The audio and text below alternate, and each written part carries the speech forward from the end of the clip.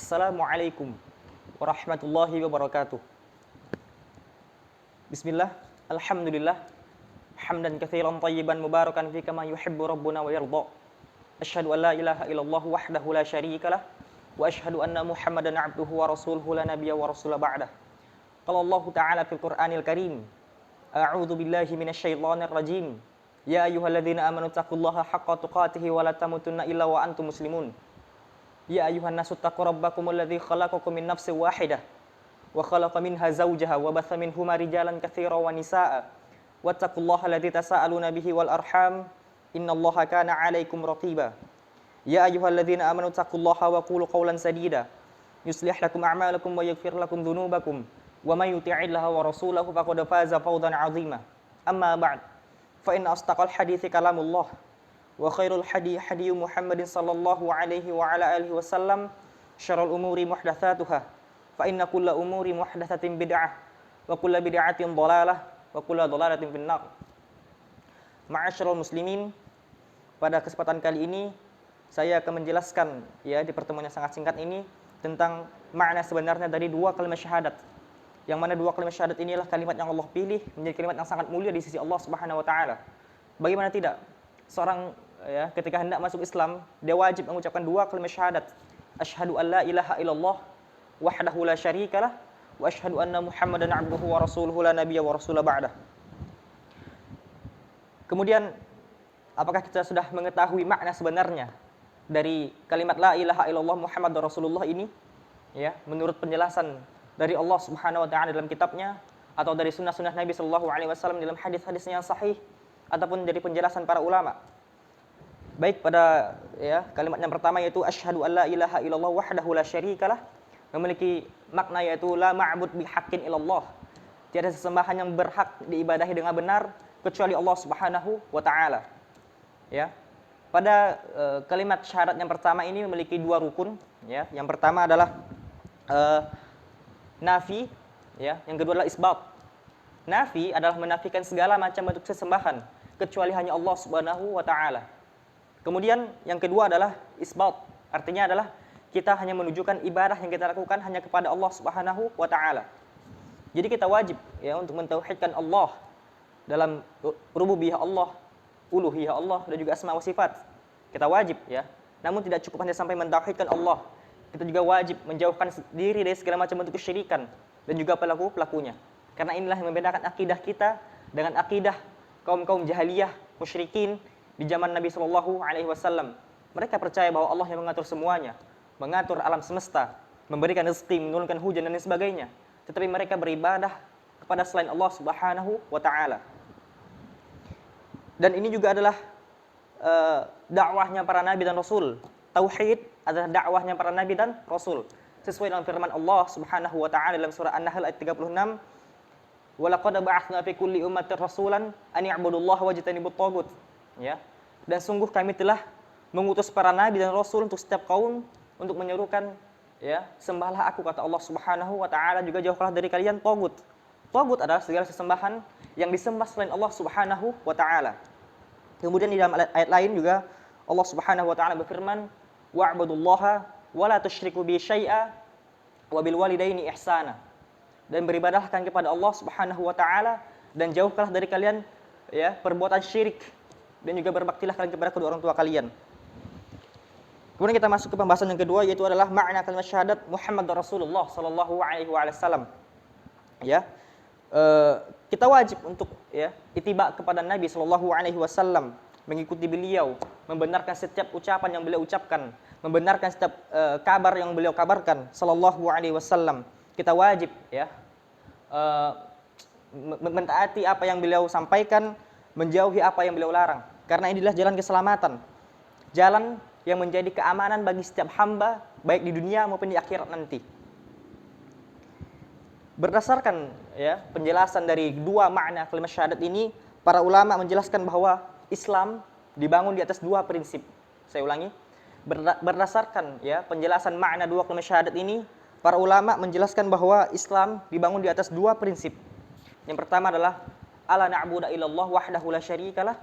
Ya, yang artinya adalah kita wajib beribadah hanya kepada Allah Subhanahu wa taala saja. dan kita tidak boleh mensekutukannya. Prinsip yang kedua adalah ala na'budu illa bima syar'a fi kitabihi aw fi sunnati Rasulih sallallahu alaihi wasallam la bil bid'ah wa la bil hawa. Kita wajib beribadah hanya sesuai dengan syariat apa yang Allah turunkan melalui Rasulnya sallallahu alaihi wasallam, melalui kitabnya, kitabullah atau sunnah Nabi sallallahu alaihi wasallam.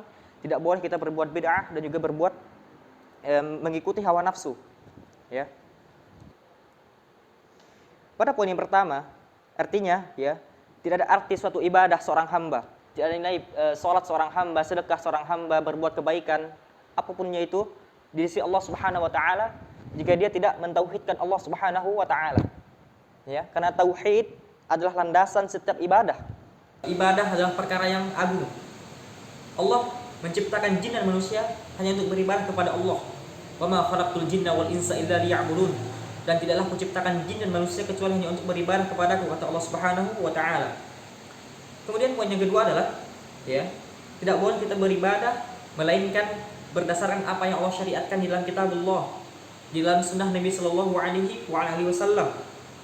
Tidak boleh kita berbuat bid'ah, mengarang sesuatu yang baru dalam agama. Kita wajib mengikuti ibadah sesuai yang disyariatkan oleh Nabi Muhammad sallallahu alaihi wasallam melalui sunnah-sunnah beliau yang sahih, bukan perkataan nenek moyang, bukan mengikuti tradisi yang menyelisih syariat, bukan, ya. Tetapi kitabullah dan juga sunnah Nabi sallallahu alaihi wasallam. Allah Subhanahu wa taala berfirman dalam surah An-Nisa ayat yang ke-59, ya ayyuhalladzina amanu athi'ullaha wa athi'ur rasul wa ulil amri minkum fa in tanaza'tum syai'in farudduhu ila Allahi wa rasuli in kuntum tu'minuna billahi wal yaumil akhir, ya, dzalika khairu wa ahsanu ta'wila. Wahai sekalian orang beriman, taatilah Allah, taatilah Rasulnya dan ulil amri di antara kalian. Fa in tanaza'tum syai'in farudduhu ila Allah, dan apabila terjadi perselisihan di antara kalian, kembalikan kepada Allah juga Rasulnya. Jika kamu benar-benar beriman kepada Allah dan juga hari kemudian.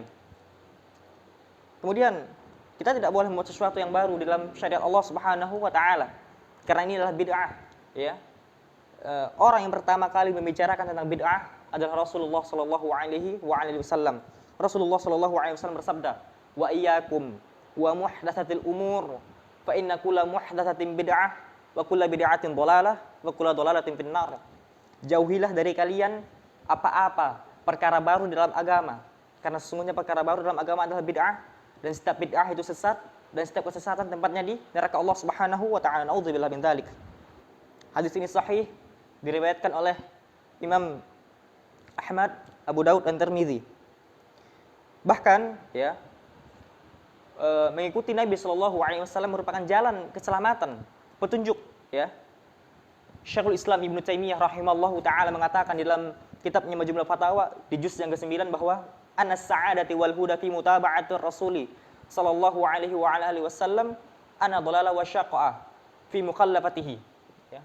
Satu jalan keselamatan bagi seseorang yang mengikuti Rasulullah sallallahu alaihi wasallam, dan suatu kecelakaan, kesesatan bagi orang yang menyelisihinya, ya. Kemudian makna dua kalimat syahadat ini sangat berkaitan erat dengan syarat diterimanya amal ibadah, yaitu ikhlas dan ittiba'ur Rasul sallallahu alaihi wasallam. Ikhlas, kita harus mengikhlaskan ibadah kita hanya kepada Allah, berkaitan dengan kalimat syahadat yang pertama, asyhadu an la ilaha illallah wahdahu la syarikalah. Ya, konsekuensi dari kalimat syahadat yang pertama ini adalah tidak sah, tidak diterima amal ibadah seorang hamba jika dia tidak ikhlas kepada Allah Subhanahu wa taala. Mungkin dia telah beribadah, salat, sedekah, berinfak dan lain sebagainya, tetapi dia riya, hanya ingin dilihat oleh manusia, ya. Dia tidak akan mendapatkan pahala apapun, bahkan dia termasuk orang-orang munafik.